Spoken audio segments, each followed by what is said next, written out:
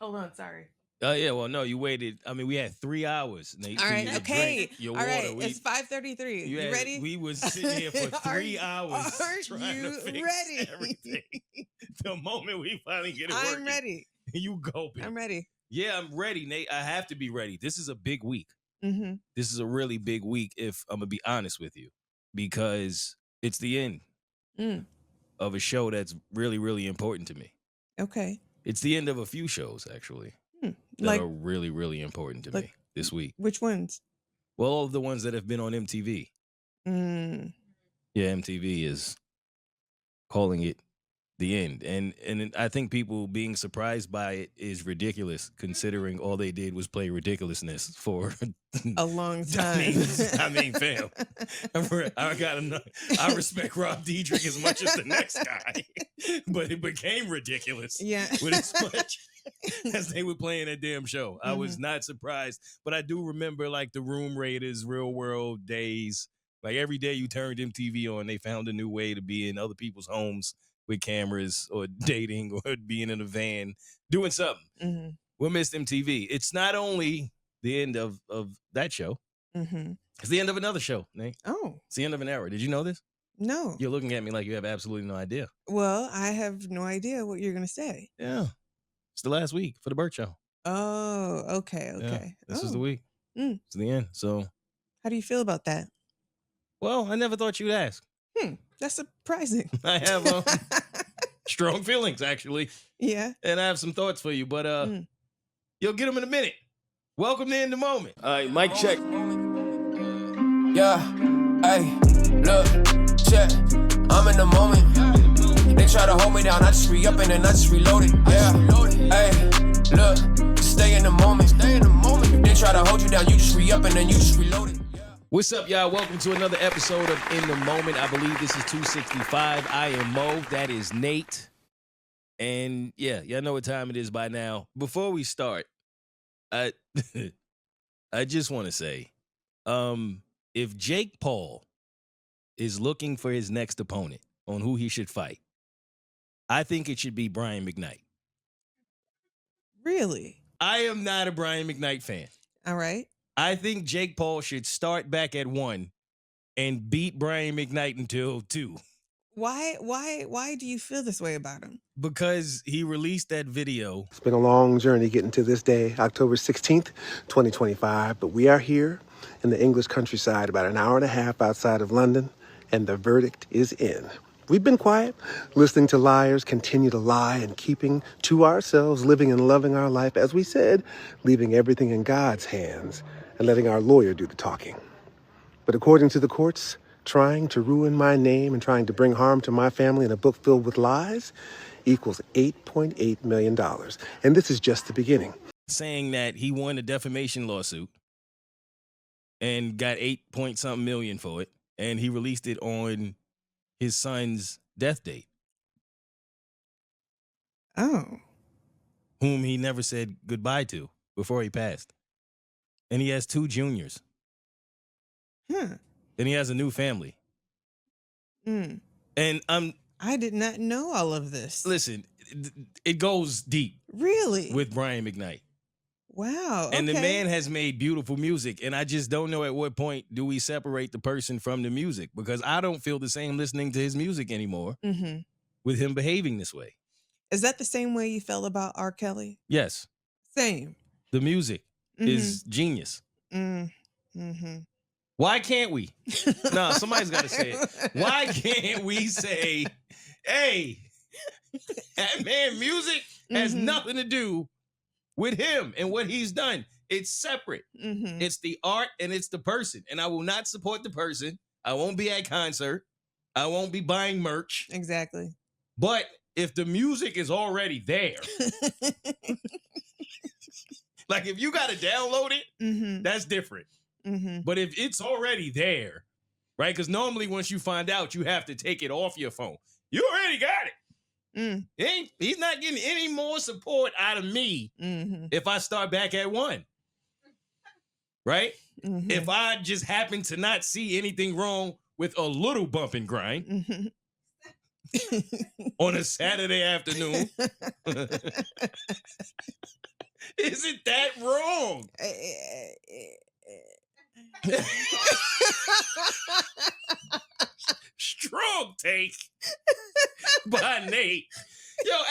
point, because listen, there's a lot of people who, if we really go back and dive into who they were as people, we should not be listening to their music anymore. Yeah. There's a lot of them. Mm-hmm. And some of them we know, and the people know, and they still choose to listen to their music because there wasn't this gotcha moment of cancel culture at that time. So why we pick and choose who we cancel? You do what you want. You do what you want. So you're going to go home and get your bump and grind on. You don't see nothing wrong. Listening to music? R. Kelly's. Oh, I'm not going to do that. Why not? I just can't. I'm not going to do it. But if it's on, I'll dance. Fair enough. R. Kelly did come on once. I was out. I didn't know what to do. I didn't know what to do with my hands. I just sat there, quietly enjoyed. I tell you the truth. I'm gonna tell the truth today. One day I was playing music from YouTube, random playlist. I went into the other room. I'm cleaning, but the computer, where the actual computer is to stop the music, is connected to the speakers, so you can hear it in every room, but you're not really close to where you could stop it. For whatever reason, YouTube started playing R. Kelly. I got up, like my initial reaction was, oh, what are we doing? And then it hit me. No one is here. No one will ever know. I let it rock. Damn, that man was good. I started remembering, hey, this man is gifted. What song was it? I want to say it was like "Step in the Name of Love" or something like that. Usually that like, one. Yeah, and I started stepping really slow toward the laptop. I'm not gonna lie. Like I didn't sprint. I didn't sprint. I even think Happy People might have got off. Yeah. And I turned it off angry. Stop it. Like, I had to. But yeah, I took my time. So Amy, Roebuck, and TJ Maxx are in the news again. I'm intrigued by people like this. Sincerely. I posted something in my story saying, does this change things? Now that TJ and Amy appear to be happily in love. And according to my sources who know them personally, they really are in love. Does that change things as far as viewing how you viewed them when they were cheating? No, not really. It happened. It is what it is. They've moved on and they're together. They're other people have moved on, and it is what it is. You can't let your relationship keep you from the person you love. I don't think so. No. What? I was waiting for a reaction. You can still love someone, but know that there's something else. Yeah, someone else out there for you. Yeah. You can't let your relationship stop you. What did I say wrong? Producers said what? Yeah, I know that sounds crazy. What does it matter? Everybody cheats anyways. Oh, that came from a deep, dark place.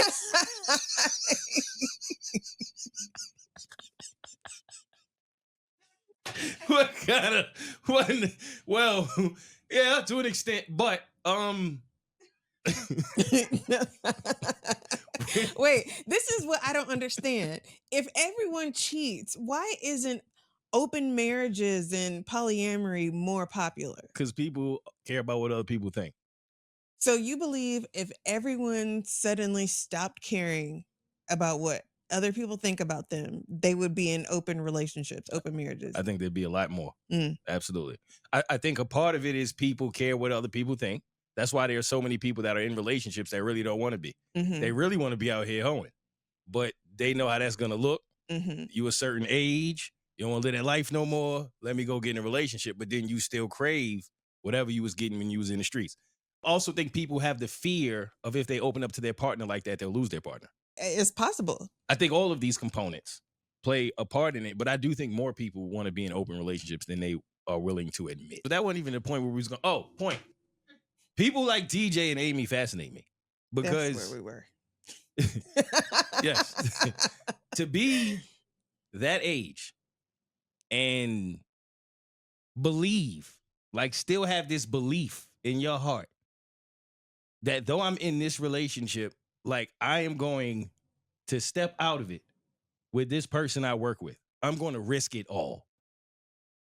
I'm going to risk my family, my life, my career for this love, this pretentious love.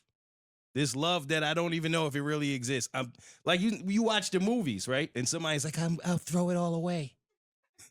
Like the whole thing. Mhm. I really want to be with you. And in my mind, I'm like, that only happens in the movies. Like, Mhm. you gonna really throw it all away to go over there? And you know you you want to be with them because you're not with them a lot of the time. Mhm. And if you were with them, if you really got that 80-20 rule, what's it gonna look like? But they really did it. Like they at that big age said, yo, my love is over there. I'm done with so-and-so right here. I'm gonna get judged by the world. God might judge me. My family's gonna judge me. But I'm out. I'm out and I'm gonna stand on it. And as much as I'm on the side of I get it, right? Who likes to see anybody cheated on? Right. There is that side of what about when it works? Because it happens a lot. The person cheats and then they find love in Yeah. a I broken mean, place. and sometimes it doesn't work out. Like they'll leave their person and then marry the, person they cheated with, and then they don't last for more than like 2 years, 3 years. And then they get cheated on. Don't they be saying you lose them the same way you found them or something like Yeah, that? I've Who is heard they? those Who is stories. they? Let's not come into People. the They. don't come people. onto the podcast with they quotes, okay? that you heard. Nah. Yes, I definitely heard that. But You not there have are to. some who like they worked and they had been together ever since until the end. I just think it's something to be said about that. I'm not saying that cheating is right. I mean, obviously, the honorable thing to do if you are in that situation and you know someone else that you want. I'm joking about saying you can't let your relationship keep you from that person.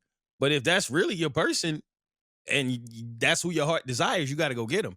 Cheating on the person is obviously not necessary Right. to do it. That's where the issue is. But it does look different in the light that they seem to be embracing it and running with it. While we're on this topic, my Twitter got a little active today. Mm. I have not really had any action on Twitter in a while. I more so just use it for information. But I saw this video from this woman and I loved it because it said exactly what I was trying to say at a point in time, but it was coming from a woman and the comments were so different than when I said it. And I'm bringing this up because it's one of those moments when I was on a Bert Show and I wish I would have dug in more. I wish I would have said more. Sometime I felt like because it was a show that was mostly for women, whenever it was a topic about women, deep inside I used to feel like this is really wrong. Mhm. In my opinion, of course. You know how people that say if you don't have kids, then don't comment on kids. If you've not been married, then don't comment on a marriage. Mhm. Which I feel like people pick and choose when that's okay. Because the same people who say that will give opinions about things they've never experienced all the time. So on this particular topic, which came up a lot, I remember when it really seemed to hit the fan, not in a bad way, just when it bubbled, was the Cardi B situation. When Offset was violating her and disrespecting her publicly. And then she went and got her payback, quote unquote, with Stephon Diggs. And I remember feeling like, that's trash. Like, when are we going to actually tell the truth about how trash that reaction is? Mhm. And I was outnumbered. Everyone said, no, it's not. Here's why I'm bringing it up. There are times in life when I hear someone's opinion about me and I don't take offense, but I take note. Because sometimes it's important to know how people think about you, what people feel about you, especially if you have to be around them. Radio is a bit different of an environment, I learned in my time being there in that regard. In most circumstances, you don't have to care what people think about you. In circumstances where you have to do something, anything, where you have to be around people every single day and how they feel about you and how they feel about themselves and how that's expressed will take tolls on you and what you think about yourself if you are not careful. You have to sometimes listen to how people think about you or how people think about people who look like you, because it tells you a lot. And when this whole thing happened, I used to think about the platform and how many people really listen and how many younger people either listen or in the car listening or whatever the case. And so when the message was, if you getting dogged by a man publicly, then the answer is to get your get back. Cheat back on that man. I was trying to find a way to tell people that never works. Like ever.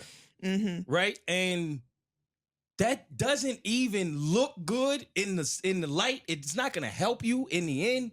You're not gonna benefit any, you know what I mean? Like, so when I said, y'all giving the wrong message to these people, they all said, no, we're not. And there was a time when I was called the misogynistic asshole by someone I worked with. Mm-hmm. It was not said directly to me, but it was said about me in analogy form. But it was the person's very first thought, right? If I'm trying to think of a way to describe you to somebody, the very first thing I think of off the top of my head is that. So that's what you think about me. So that explains some other things. Where does this opinion even come from? That I'm a misogynistic asshole. That's why, to my listeners, y'all have probably heard me bring this up multiple times, because it was said enough around me that I know certain people felt that way about me. Mm. Now, where is this coming from? What have I done? What have I said? I wonder sometimes. And then I think about situations like this, where my ideology was, if you really gonna speak to women, especially young women, and really give them game, if a man cheats on you, if a man is doing you wrong, especially publicly like that, just embarrassing you, carrying on, and you want to pay him back, letting the next man utilize your body because you are in a vulnerable state to give you some kind of temporary feeling of satisfaction is not worth what happens in the long run when that man now no longer cares. Because I'm trying to give you this from the man's perspective, from the male point of view. They waiting for you to be that woman.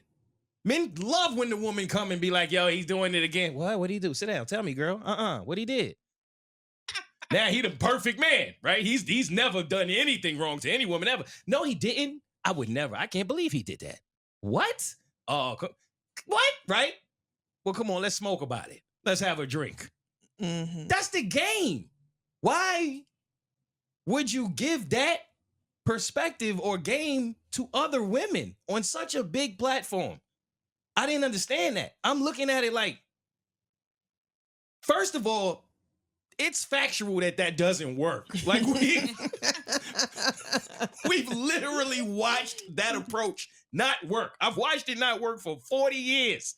I've watched my exes try it, didn't work. I've had friends try it, didn't work. I've seen families try it, didn't work. It never works. The only time it works is when you go find a good man.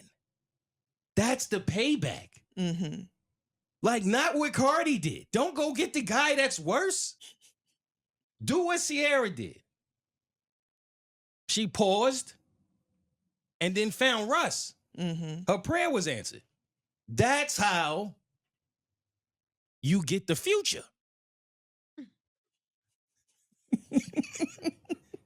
That's how it's done, right? Because now you're thinking about the future. You're not thinking about the past. If you move on with the next person to get back at the old person, you stuck in the past. You still thinking about the past. How you moving forward? Even that, it's so many things attached to it that just looks crazy to me. Yeah. That this is what you teaching people as a woman, as a married woman, as a woman with kids, as an older woman, with on a platform giving to younger women. This is what you telling them? Yo, go be a hoe. So that leads me to, you can't be a halfway hoe. Mobb Deep once had a song saying you can't be halfway crooks. You can't be a halfway hoe. These are not my words, all right? Because I didn't say it like that. I said it in other ways. And I want to be clear. I am not telling anybody to not go hoe it up. I'm just giving game to anybody that's younger and may listen and want both sides of what it looks like. You can go hoe it up or you cannot. But it's a lot of y'all getting game from your homegirl, and that's what she's telling you. She's telling you to go hoe it up. And a lot of y'all are older, and that's the game you got from your homegirl when you were younger, and then became the older woman that's still telling the younger women that. That's wild. That's not what I'm here to say, though. I came across this tweet of a woman saying it, and I retweeted, this is all I was trying to say the entire time, and that went crazy for some odd reason. But this is what she said, Nate, and I'm curious as to what you think about it. I know y'all not gonna like what I gotta say, but I'm gonna say it anyways because that's how I am. I've come to the conclusion that the average woman who could sustain a relationship with a man are jealous of hoes. And if they're not jealous of hoes, they're under the impression that hoes are getting some specialized treatment from men that they're not aware of. Because every single time a woman goes through something with a man and other women know about it, their default answer to her is go do some hoe shit or go be a hoe. When a woman is in a long-term relationship and she seems to be unhappy with herself, or she's unhappy with the relationship, regardless if the man is doing anything wrong or not, they always say, go be a hoe. When a woman becomes a divorcee, the answer to that is now she needs to go be a hoe. When a woman says that, hey, my husband is cheating on me, my boyfriend's cheating on me, the answer is to cheat back, which is some hoe shit. Every single time a woman decides to announce her relationship woes, good, bad, indifferent, the answer women give her is to go be a hoe. But I genuinely don't believe that women understand what hoes do. See, it's the reason why men say hoes are fun to be around, because they understand that they're there to cater to that man to get exactly what they want from him. They're there to listen to him and appease him in all ways, and they're kind to men, even if it's temporary, because they know it's their job and this is transactional. They'll never fully know that man. Probably don't even know his real first name. Whereas the rest of you are asking women to hoe with hoe alignment, and you on relationship entitlement. And halfway hoeing just simply don't work, especially when you're talking about a woman who's actually desirable to be in a romantic companionship with a man. It sounds cool in theory because you think you're actually humbling men, but they don't feel the ramifications of everything that you're doing to hoe yourself out. So if a woman tells you to go hoe, you should probably reconsider that, because men have never treated hoes like humans. They've never respected them. And if you've already been in a circumstance where a man has belittled, disrespected, berated, disparaged, abandoned, neglected, why would you want to go be a hoe? That's all those other men are going to do. The answer should never be hoe. Find you something else to do. Go get a hobby. Hoeing ain't it. And if you're around a woman who answers to all your issues with the man is to be a hoe, you probably need to reevaluate that woman's intentions towards you, because you have to ask her, would you do that? Would you risk your life and your safety in order to go be a hoe? Would you risk unwanted pregnancy, dealing with a man you don't know in order to be a hoe because this one man made you mad? Hoeing is not the answer. Hoeing has never been the answer. The answer should never be just go be a hoe.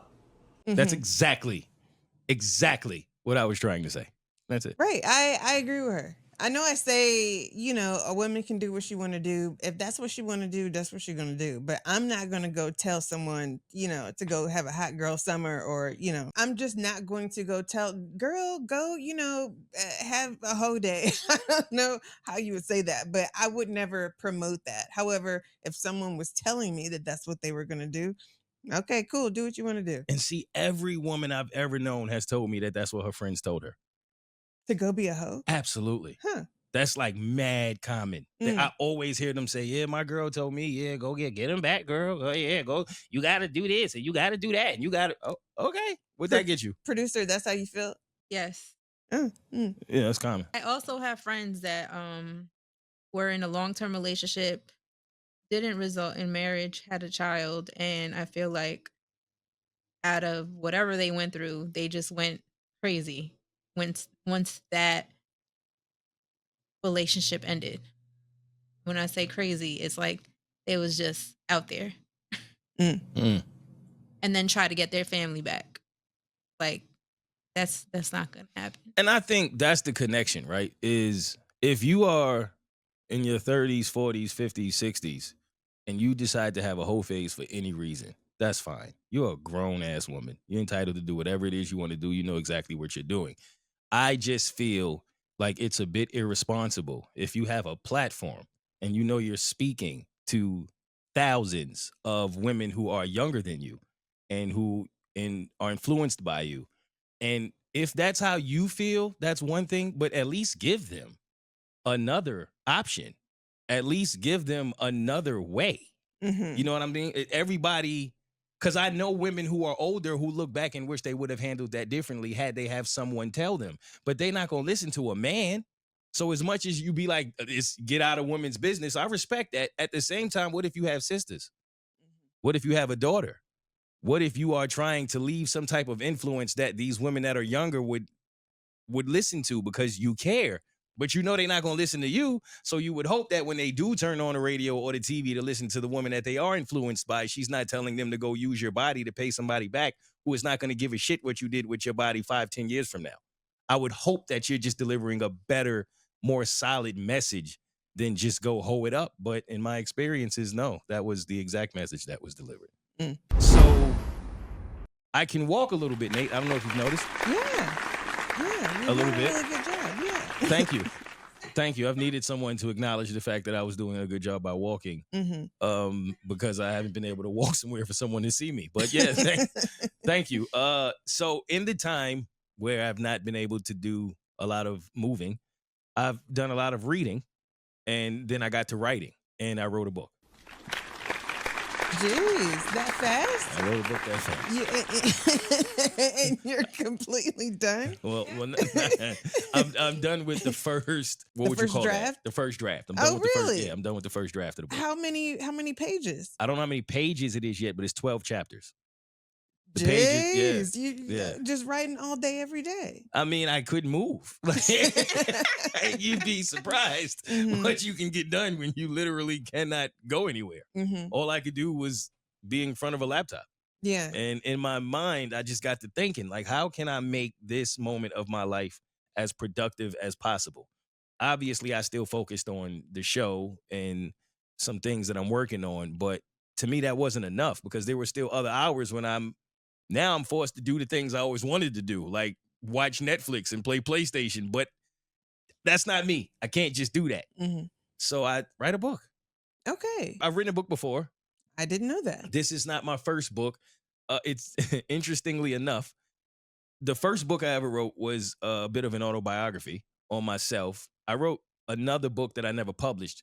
This particular book I published for free. I was probably 21, 22 years old at this time. And I wanted to write a book about what I had experienced at that point in my life. Because at 21, you've been through it all, right? I thought this is like, it's not gonna be much to see after this. Right? And so I started writing a book. I think by 23, I was done. And I just kind of wanted to have that under my belt. I always wanted to be an author. I wrote a book and I published it. Funny enough, I talk about in chapter 2, the leak. Okay. Patronizers will know exactly what I'm talking about. It was a leak that damaged my... Oh, your audio? Right, the audio that was leaked. Someone literally leaked my audio on purpose to try to destroy my career and to destroy my life. And I speak about it and I go into the details on Patreon. At the time, when this person did that, their following went and I guess did all the research in the world there was to do about me. And one of the things they found was that I wrote this book. And in the book, I was honest about a lot of the things I went through in my life at that time, things that I went through with my family, things that I went through in the streets. And I survived a lot. I didn't even tell it all, but I survived a lot. I spoke about my child abuse. I spoke about it all. These people and what they believed was a gotcha moment find the book and go, look at who Moe was. And it's like, y'all, I wrote it. Like, y'all not, how do y'all think this is a gotcha moment? Like, I wrote it, I published it, I put it out. I wanted people to know this is what I've survived. This is how resilient I am. This is how strong I've had to be. Like, this is what God has allowed me to get through. And, you know, like, yeah, they found it and was trying to use it to tear me down. But it just was like, look how thirsty these evil people are to just pin anything on me because they were all following her evilness, just darkness. And it was just this dark, nasty energy. But yes, I just wrote a book on, I guess, let's say 21 to now. Okay. This is the second chapter. Congratulations. Thank you. I appreciate it. It took a lot of work, a lot of typing. I took a typing class in college. It finally paid off. What's your number? Today, I don't know. Oh, okay. Back then, I was at like $120. Okay. That was about 120 words per minute. And do you think it's higher or lower now? Oh, it's lower. Okay. Yeah, for sure. I broke 2 fingers since then too, so I'm sure it's lower. I still get to typing. I still get my type on, and it's good. It's solid. Okay. I'm proud of it. I'm very proud of it. But it'll be out in the near future. I'll keep you guys posted. If you are a Patreonizer, I already announced on my Patreon that when the book is released, if you are a inner tier member, it will be free, the audio version, or we'll get you a copy. But if you are a Patreonizer, period, you'll get first dibs on when the book will be released and how you can get your hands on it. But for all of the questions that a lot of you have been asking me, it's all in the book. And whoever told me to start listening to jazz, thank you. Was it you? Or was it my grandmother? So. It may have been, maybe it was your grandma, but I do listen to jazz and like lo-fi jazz. Yes. All different kinds of jazz. Game changer. I think it was my grandmother. I'm not sure. Forgive me if you're listening and it was you. Someone told me start listening to jazz. Just give it a shot. And when you want to create, when you want to write, and I listened to jazz as I wrote the entire book. Have you tried classical? I haven't. I have a few classicals I want to send to you. See what you think about it. Yeah. We also spoke last week on Patreon about me possibly doing an interview with the individual who was a part of what I felt was one of the most disrespectful moments of my career. Yeah. I think I'm gonna do it. Okay. I'm gonna do it. All right. I think it'll be worth it. I think we both have matured enough to where we could sit down and have a conversation and gain something from it. Have y'all talked again? No. Okay. So I told you his brother cuts my hair. So the next time I get a haircut, I'm gonna run it by him out of respect to the fact that our relationship has always been solid. When are you getting your haircut? Probably either late this week or early next week. Oh, okay. So yeah, and then I'll run it by him and see. But I'm willing to do it. Comedy tour. Okay. It's official. Wow, congratulations. Thank you. Lots of congratulations today. A lot of good things happen when you can't go anywhere, Nate. But my team, they've been working very hard to try to get this comedy tour going and just other things in my life popping. And they've done a great job. So 10 p.m. So such a New York time, right? That a comedy show starts at 10 p.m. But it'll be worth it, I promise you. I had to take it back to where it all started, of course. Okay. I got to go home first. So January 10th sets off the tour. 10 p.m. at West Side. Where am I at? West Side Comedy Club. West Side Comedy Club. All January 10th, 10 p.m. Tickets on sale now. We also want to know where you want to see him at. We were talking earlier, and I think Nate might have me realize that I do something that I never realized I did. All right. I think I might somehow naturally block out moments of my childhood because of trauma. And this all started because we were talking and you said you remember my first birthday. Your first birthday. I remember because I remember my first birthday, I know that there are other things that I remember before then, but there's no way for me to know because there was no special occasion for me to say, okay, yes, that day was my first birthday. But the day before then, like what I was doing, and then a few other moments that I remember around that time. So I don't know if it was before I turned 1 or after. But I used to remember my birth as well. When I was younger, I used to talk about my birth. But as I've gotten older, I see glimpses, but I don't know if they are glimpses from this just hearing the story or if it is actually what happened. But I remember telling my mom like what my doctor looked like and her hair. She had like dark curly hair. I remember coming out. Now, I don't know if it's me or if Nate and Diana Ross are the only two people who ever remember when they were coming out. Oh, she remembers too? You never heard the song? No. What song? Oh.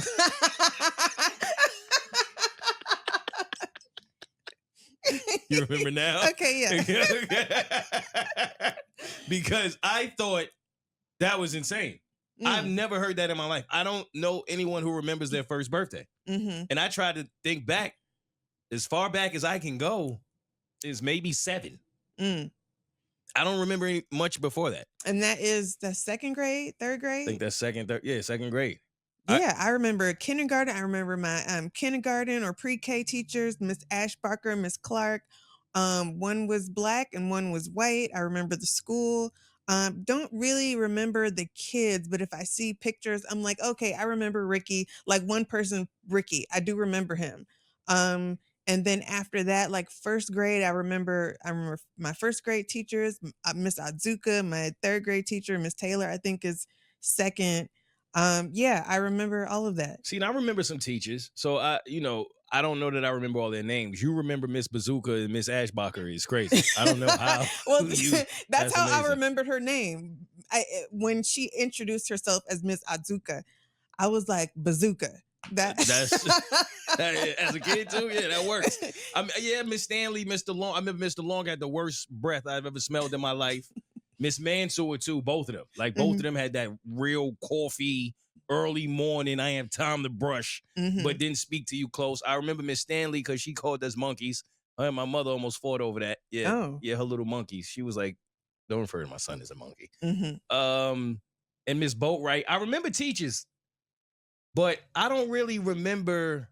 Yeah, remembering 1 and 2, 3 isn't. You remember 1, 2, 3? I remember everyone from kindergarten, like all my teachers. I can name them all. I've kindergarten. Okay, but 1 though. You remember being 1 years old? Oh no, I don't. 2 years old?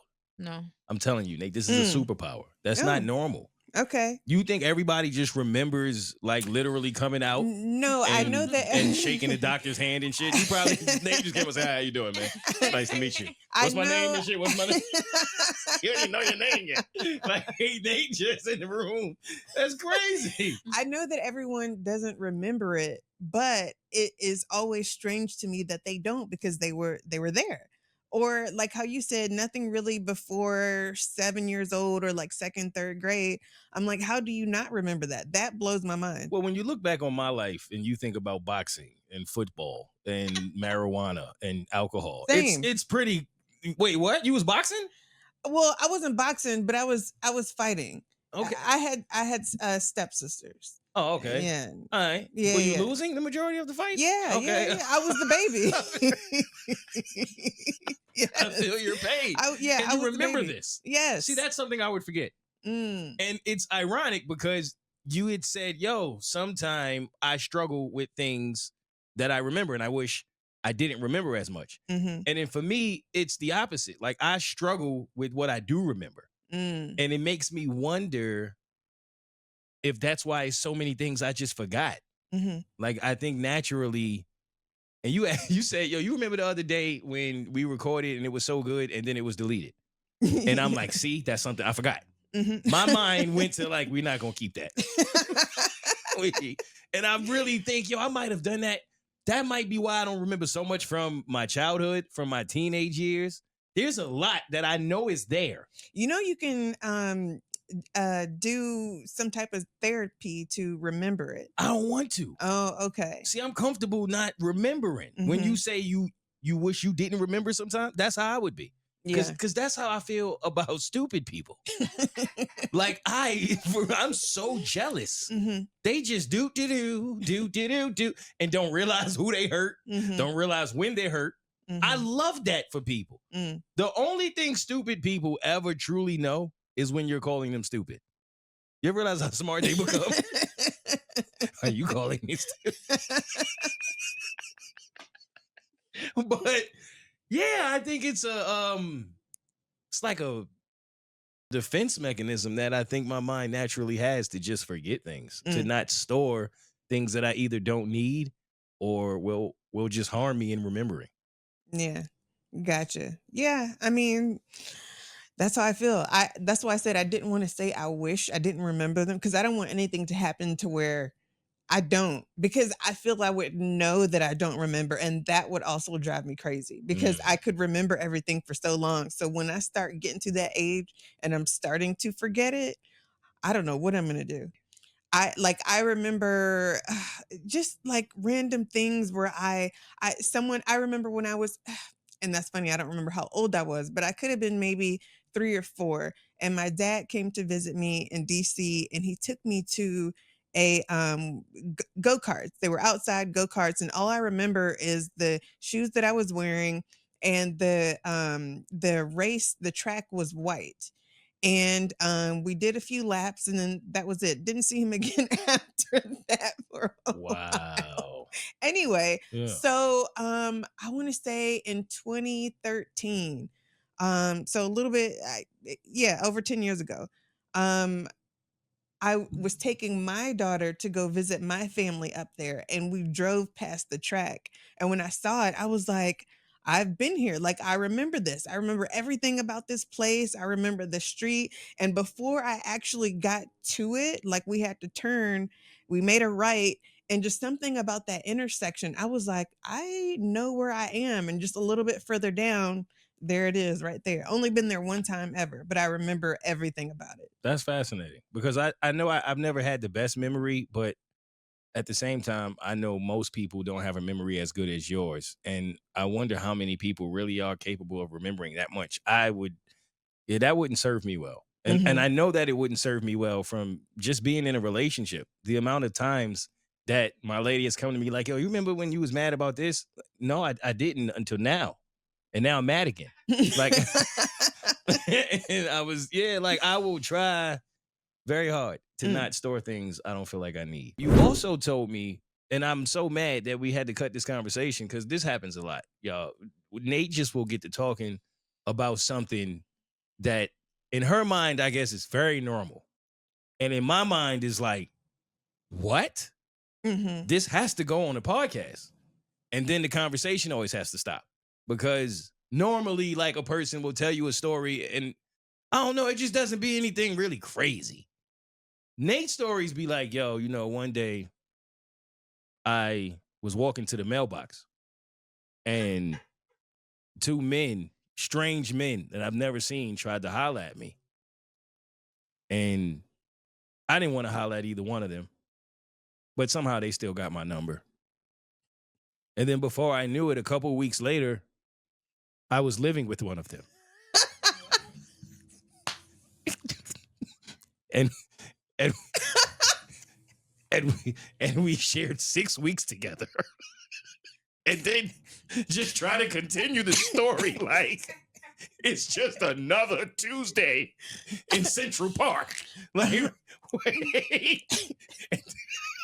Am I wrong? Did I exaggerate any of that? No, that is exactly how And then when I'd be like, Nate, this has to go on a pod, she'd be like, why? What's the big deal? Like, yo, that is wild. So yeah, I did go check the mail. Like everybody just goes and checks the mail, and then that's how who has ever checked the mail and ended up living with a stranger for 6 weeks? I'm pretty Call sure. right now. I'm pretty sure it's happened to somebody. I believe it. I do too. It's a crazy world. Anyway, so yeah, I was not interested in any conversations, but I gave them my number anyway. Now pause. Can we pause here for a second? Mm-hmm. Is fear the only reason that women do that? Fear? Like the fear of rejection of what he's gonna do if you just simply say no? I wasn't interested in like dating or anything. Like it was just like they live in the neighborhood too. Maybe they're cool, Xbox but or something? We did the whole 6 months. Yes, we fucking did. I'm not like I am not. I swear to you, I could text them right now. I believe you. Yo, see what I'm saying about these? All right, go ahead. All right, as you were. But yeah, no. So I said yes, we did actually.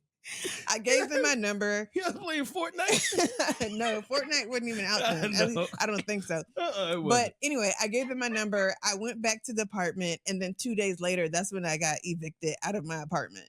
So I called the guy, and this was 2 days later. 2 days later, I got Okay. evicted. Uh-huh. So, and I'm gonna tell you why. So I was in a relationship, and this person,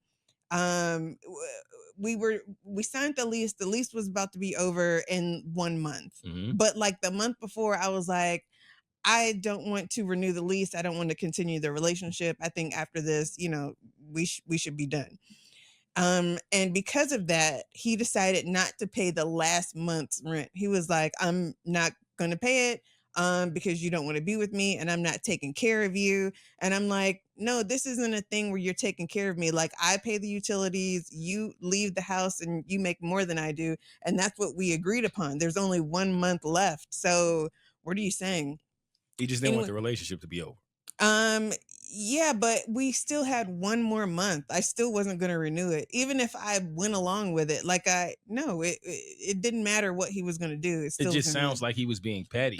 Yeah, and trying to make it harder for you because he didn't want the relationship to end. Well, anyway, so he didn't pay it. And y'all have a child together. Yes. And he was still going to do you like that. Yes. That's wild. Yes, because he wasn't taking, like, we were all living there and I was a stay-at-home mom. I had an in-home daycare so that she could be at home with me. I had kids come over and we were in the apartment. So I made money too, and I paid you the utilities, cooked the food, cleaned, did all of that. And I'm like, no, this is not you taking care of me. Like, your child is here, you're here. We only got 1 more month together. But anyway, so that's what happened. He didn't pay it. Gotcha. And so he ended up, because we weren't together anymore, flying out to wherever he's originally from. And he took her with him. So because I didn't know where I was going to go because I knew we were about to get evicted. And because I had an in-home daycare, I wasn't working. So there wasn't anything I could do. So that's how that happened. 2 days later, got evicted. I called up the guy and I was like, hey, I just got evicted. Can I come stay with y'all for a little while? And they were like, okay. And then I moved in that night. What's wrong with men? What is wrong? Yo, y'all all right? Like, okay, what? So that's what we did. Who is it? Oh, it's the girl from the mailbox. You want me to man? So yeah, she want to live with us. Okay. Want to play Xbox? Okay.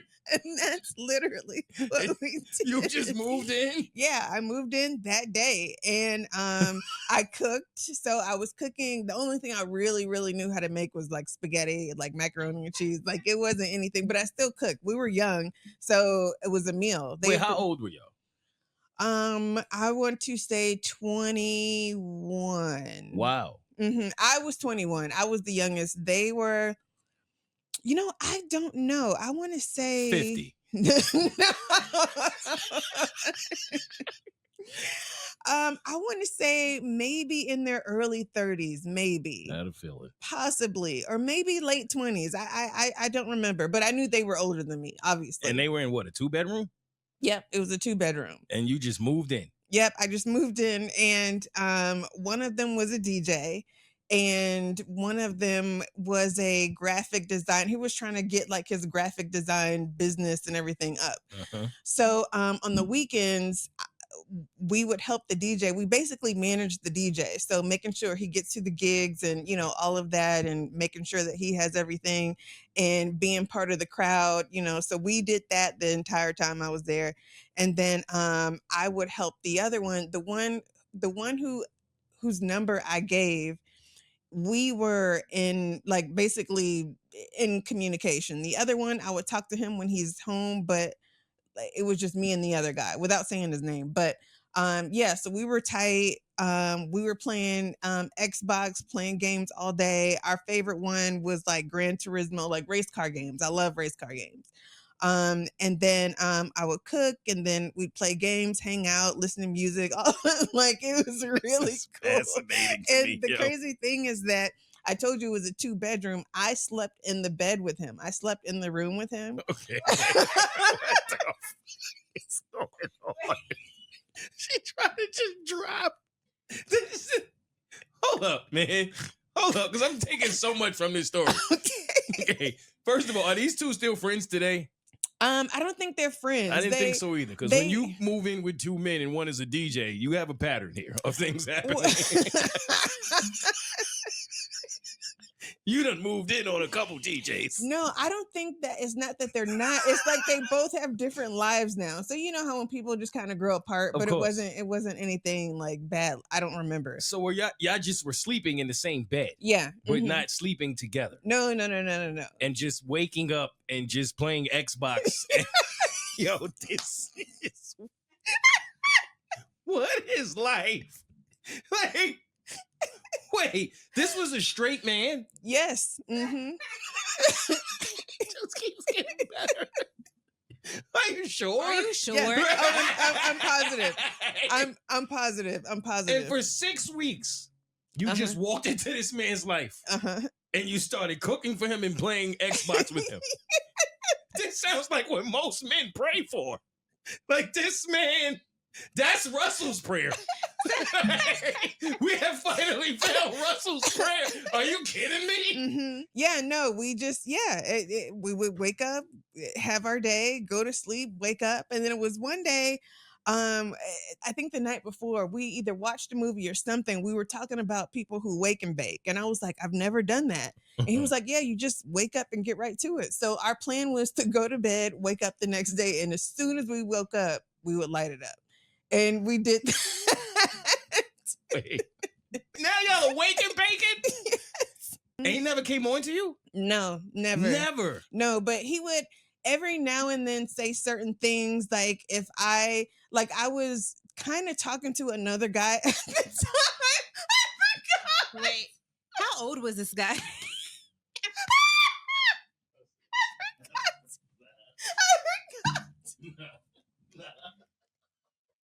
Yo, I have to tell you this. Yo, what is going on in here, yo?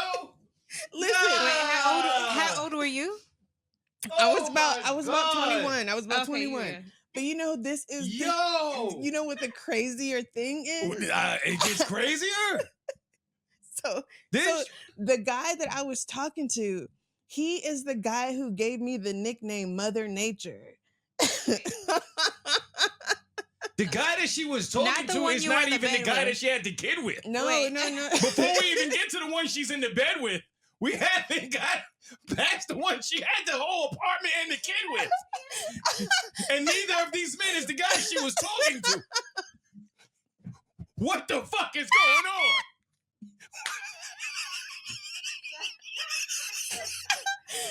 Yo, somebody gotta help me, man.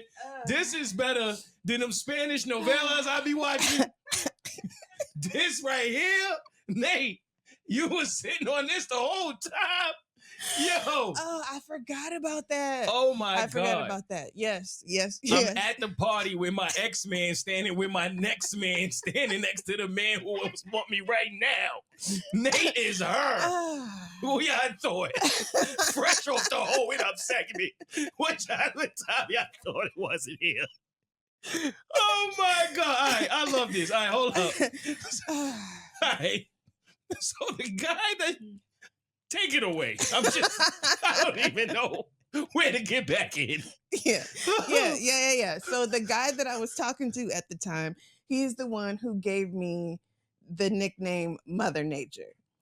And he was roommates with the manager of the bar where the DJ was performing at on the weekends. So we were all like friends. Why do you say friends like that? Like what? You said, oh, we were all like friends. Yeah. Oh. But no. We were friends. Like we all, we all knew each other because listen, it was me and the guy that I was hanging out with every day, and then his roommate was the DJ. And the guy that I was actually talking to, his roommate was the manager at the bar where the DJ performed at on the weekends. You were playing a dangerous game. So that's how I met him. So wow. I met him through the bar. Well, actually through them. Okay, I don't know that it's a man's prayer anymore. Okay. At first we were cooking, but now, unless was the guy into you? Who? Not the one you were sleeping with. The one you were sleeping with. What? Yeah, exactly. You get it now. You see what I'm going through. The one that you were sharing the bed with, but not sharing the bed with. Wait. The one you were playing Fortnite with. Okay. Yeah. Was he into you? Do you know? He never tried, but he would say certain things, yes, to lead like me what? to believe. Like, do you want to have sex? No, Like that? no, nothing like that. Like if I was seeing someone else, like if I'm like the guy that I was talking to, Right. He would say something like, "Oh well, you know, I can do him better than you." Then yes, mate. That is what he would say. How old was he? Wait. No, wait. I just asked you if he said things like, "Do you want to have sex?" You said no. But it was more. He didn't. It was just. He Nate, didn't say exactly. I can do it better than he can. I want to have sex. He didn't say that exactly, but it was something along those lines. Not that, but it was just like. Mm-hmm. But I love this moment because a lot of the time when you talk to, or at least when I speak to a woman, right, and we have that dialogue about, was he into you? A lot of time you hear a woman say, I don't know. I'm not sure. That's how you came off. Mm-hmm. But then when I say, well, what happened? You say he would tell me that he could suck me up better than my boyfriend. Like, what other sign exactly were you looking before you realized, yes, I'm sleeping in the bed with a man who wants me? Right, but he it wasn't like it was something he would say every day. Like I think the amount of times I heard it, it was on one hand. Okay, like, well, let me tell you how many times he thought about it every day.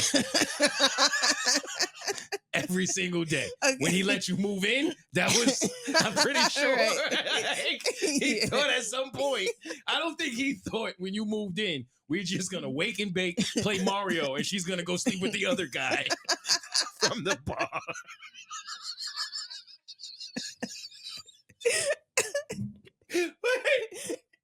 Oh my God.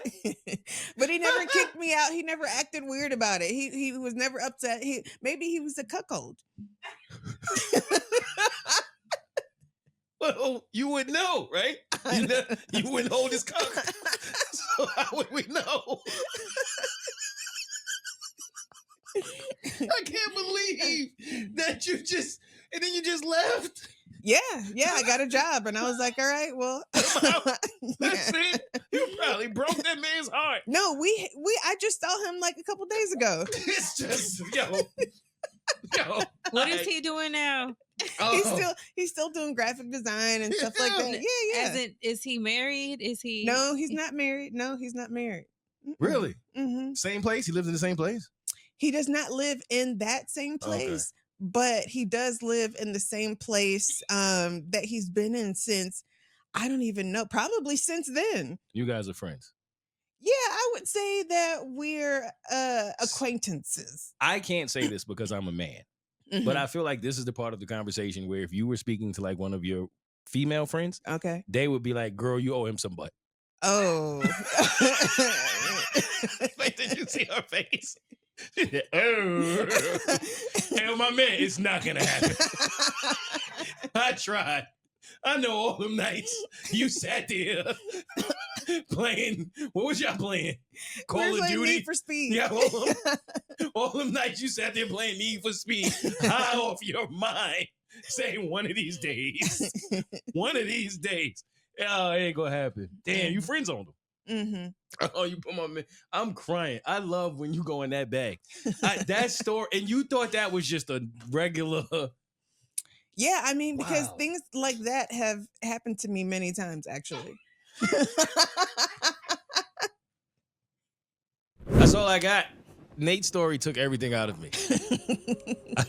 I just had absolutely no direction. I had no idea what life was anymore after such an amazing story. I hope you guys had a good time.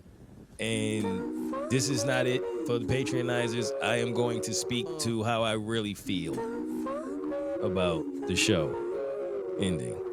All right. Yeah, and that's it. Next week, bitches. Look, dreams money can buy. It's like the only star I know is the one in the sky. See, all my boys been to war, I'm the one who ain't died. So there's a reason why I'll grab a blunt and get high. Cause I be thinking about the wars that were won in a lie. World want me to be fake like I'm one to comply. Still I find a way to shine like the sun in July. It's just the swagger that I gain when I run in the style.